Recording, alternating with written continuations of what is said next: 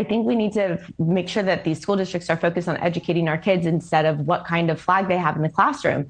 There has been such an egregious movement in California, in my home state, with the pushing and trying to indoctrinate our kids. And I think parents are saying enough is enough. And there's absolutely nothing wrong. If you want to have a pride flag at your home, if you want to celebrate that in your private place, this is a taxpayer-funded facility, and you should make sure that it is only the United States flag, the state flag, and I think that's completely reasonable at this point in time.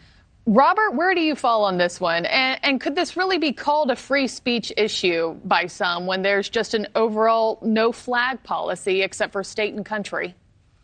Well, if you do a quick Google search of places around the world that have no flags that you only can fly the state or the country's flag, you come to places like communist China very quickly. You come to Iran very quickly. You come to Vladimir Putin's Russia very quickly. And I think that this absolutely is an abrogation of the First Amendment of the United States Constitution, because what we have is a freedom of speech in this country. This conceptualization that the government is in charge of telling you what you can represent, what flag you can look at, who you're allowed to associate with. Then we know that this is a very clear attack on school districts and conservative communities that are, for some reason, upset about Black Lives Matter flags, about gay pride flags, about trans pride flags, etc. And I think that the only reason that this is happening is part of the broader culture war. This has nothing to do with schools wanting to protect children from dangerous flags. It's about them wanting to protect them from what they consider to be dangerous thoughts. But Robert, are these same people who are fighting for the pride flags to be flown also fighting for pro-Trump flags to be up, or, a "Don't Tread on Me" flag to be flown right next to it?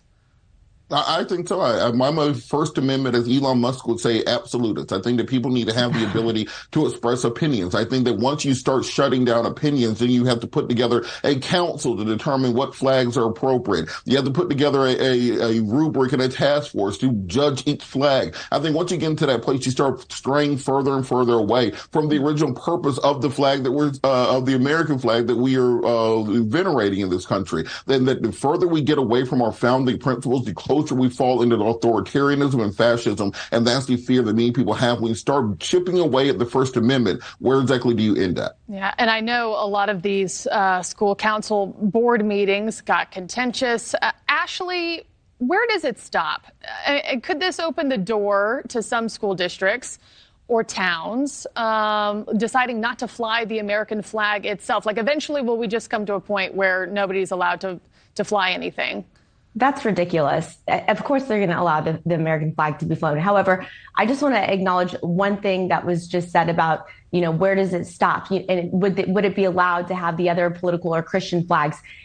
Teachers have been fired in the state of California for pushing back against the forcing the curriculum of some of the transgenderism of our kids. It stops with our kids. And so right now, when our test scores are so far behind nationally, when we have a major crisis in this country, we do not prioritize a flag that represents the sexualization in a classroom with young children. And so that's where it stops. Fly the American flag. Let's get back to our basic values. Let's celebrate our freedom. The school district isn't telling you can't believe in what you want to believe in. You just can't have that flag on taxpayer-funded property. And there's absolutely nothing wrong with that. One of the big problems I have, however, is in Michigan, for example, when you have an all-Muslim city council that voted for this. I'm seeing all over the internet how the left is saying, we reached out to you, we gave you humanitarian aid, we helped you assimilate, now you need to accept our values. And that is what our country is not about. The fact that they're threatening this community because they're saying they offered humanitarian aid